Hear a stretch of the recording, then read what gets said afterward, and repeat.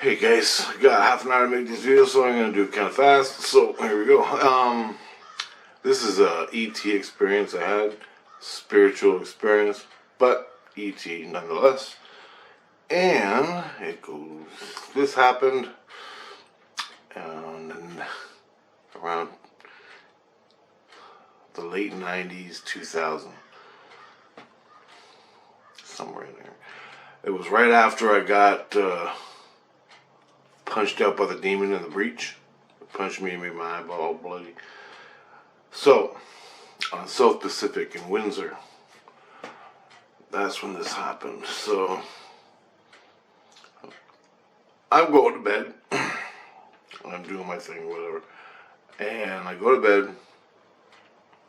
I put my earplugs in, and I'm laying down. I wake up a little while later with my head full of the sound of crickets. It sounds like a field of crickets. And that is the ETs coming in close. So I realized that there's nothing I could do, and it seemed to stop. They didn't get real close to me. Nobody came up to me. So I figured I'd go back to sleep, and I'm laying there, and eventually I do. As soon as I cross over into sleep, or REM, or whatever it is, I wake up at this place. I feel like I'm in Ohio, at a trailer park, or something like that. It wasn't a trailer park, it was a place where this guy lived, and the ETs were above this guy in Ohio, and I'm just here. But it's not a dream. This is actually happening. I astral traveled instantly to Ohio, where this guy was living in an apartment. And so I'm standing, not an apartment, a trailer, and I'm standing there, I'm looking at the trailer, I'm like, what the fuck, it's midnight, it's late, 3 o'clock, I don't know, somewhere in there. And this guy comes to the window, and he's looking in the sky. And I'm like, what's he doing? And I know the ETs, they're right there with me, but they want me. I don't understand what's going on yet. So the ETs are above me, and I'm at this guy in the trailer, and he's looking at the window. Then he's at the window again. He's looking, and he opens the door, and he's looking in the sky. I'm thinking for the ETs, because I'm here, and the ETs are there. And he don't see me. I'm standing right in front of the door looking at him, and he don't see me at all. And he opens the door a little bit, and then he runs out. He runs out real fast, and he's got a rifle with him. And I'm like, holy shit, he's got a gun. And he's looking, and he runs to the trees, under the trees. There's these trees in his yard. And he stops by the tree, and he's looking like that, up in the sky. And he's going to shoot whatever's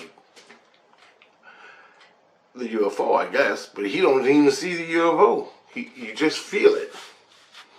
And I'm thinking to myself, hey, I did that before in Chatham with my bud, Terry. I did that with Terry once, and by myself. Because when the ETs would come, you'd feel them in the sky, and it's like they're staring at you, right into your soul. And you're looking in the sky in the middle of the night and there's nothing there, but you're running from them. You're running down the street. And I stopped underneath the trees. And to me, the tree, when I stopped under the trees, it was like the trees were protecting me so they couldn't beam me up or whatever, get me. This is before I opened my heart. This is when I was a little kid. That happened all the time. Now, it was physical, real life. Me and my buddy were walking home. I made a video about it. Anyway,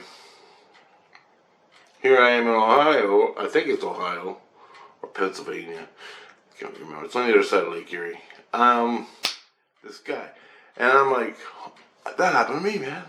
I used to go in the trees, and then I think, but he's got a gun. He's gonna shoot him. And I go, I'm standing there, just innocent, watching, and I'm going, hey, dude.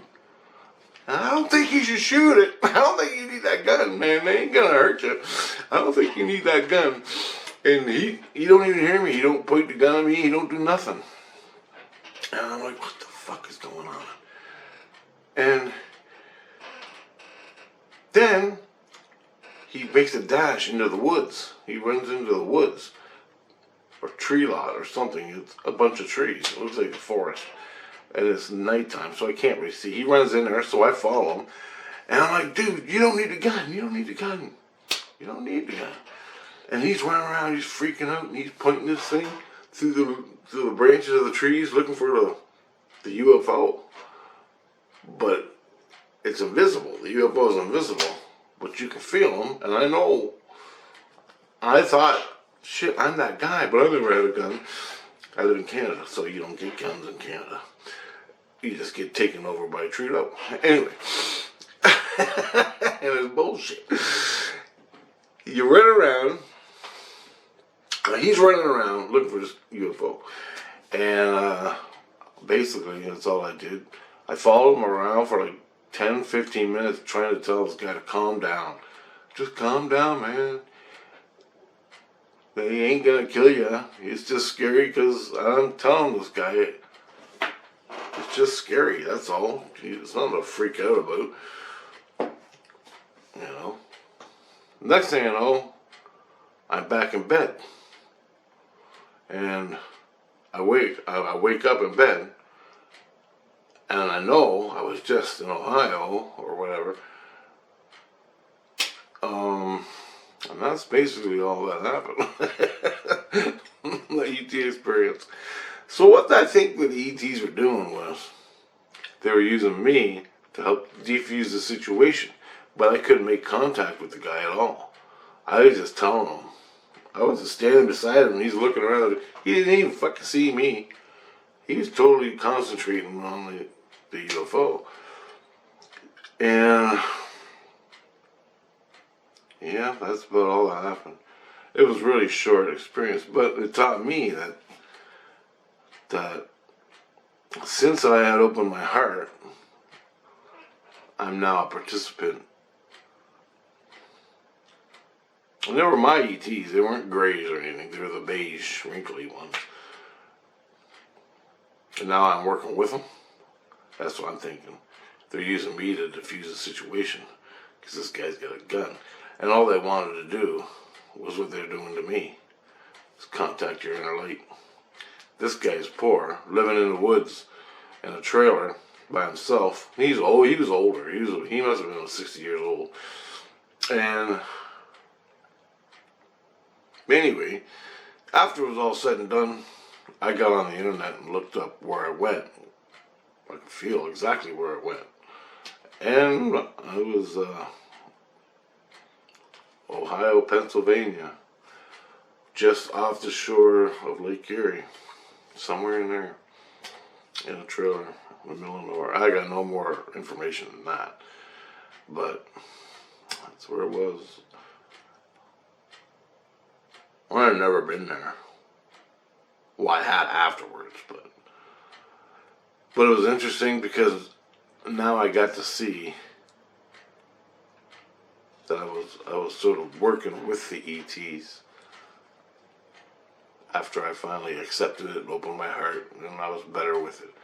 But they came down, got me to go to this guy. I was standing there all by myself, this guy running around with a gun, screaming and crying. And he was screaming and crying, "Fucking cocksuckers!" And it was almost like I was seeing myself the way I used to be. I didn't know if that was the intent of the ETs, to see what I used to be like. But I never had a gun. I was just a little kid, teenager. But I was crying. I'll tell you that. I was fucking scared like you would not believe it. And you got nobody to help you. Nobody to talk to. The police ain't coming. They'll stick you in a mental ward if you say anything. Fuck. Not good. But at least I had a witness. Terry. From my ordeal. And now this thing, the same scenario is happening. I get to see my past. That's what I used to be like when the ETs came. Now this guy's going through it. And he was old guy. He was a really older guy. And he had a rifle. And he's pointing at the ETs, running from tree to tree to tree, screaming and crying, looking to shoot this fucking thing.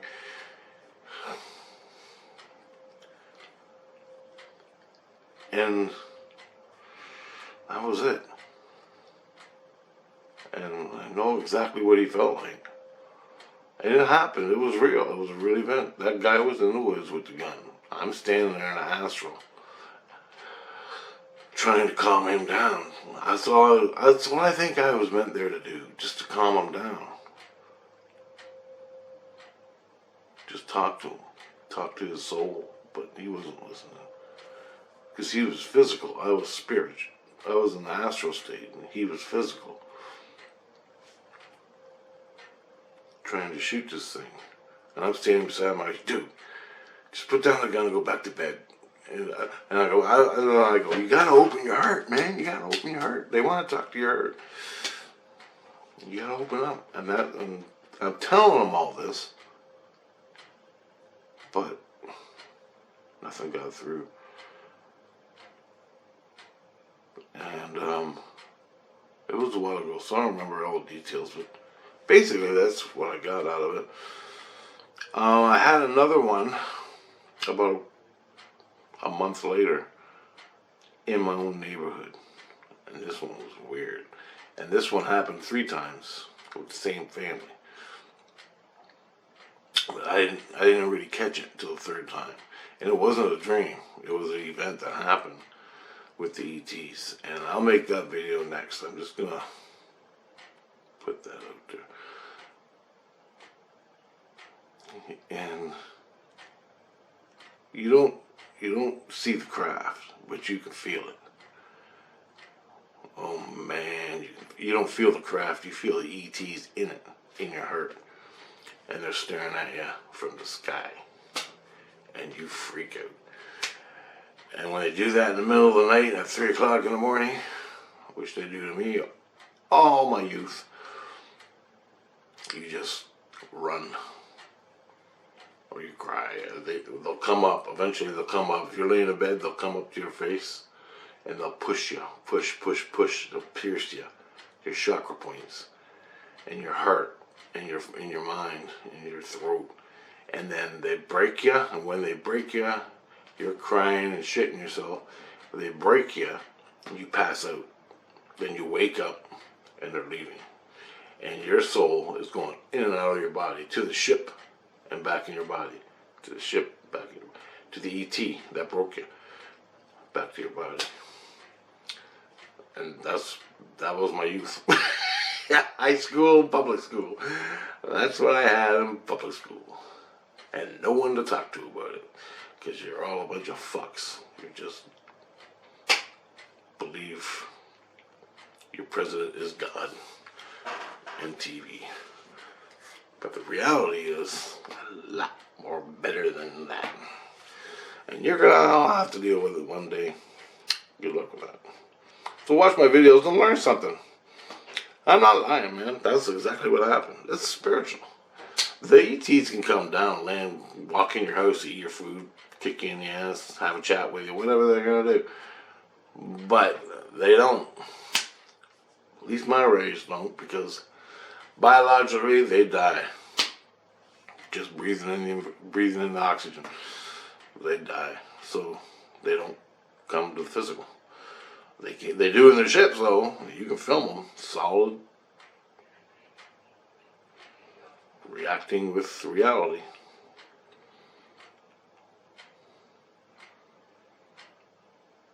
South Pacific, Windsor. That's what happened. It was around 2000, late 1990s, somewhere in there.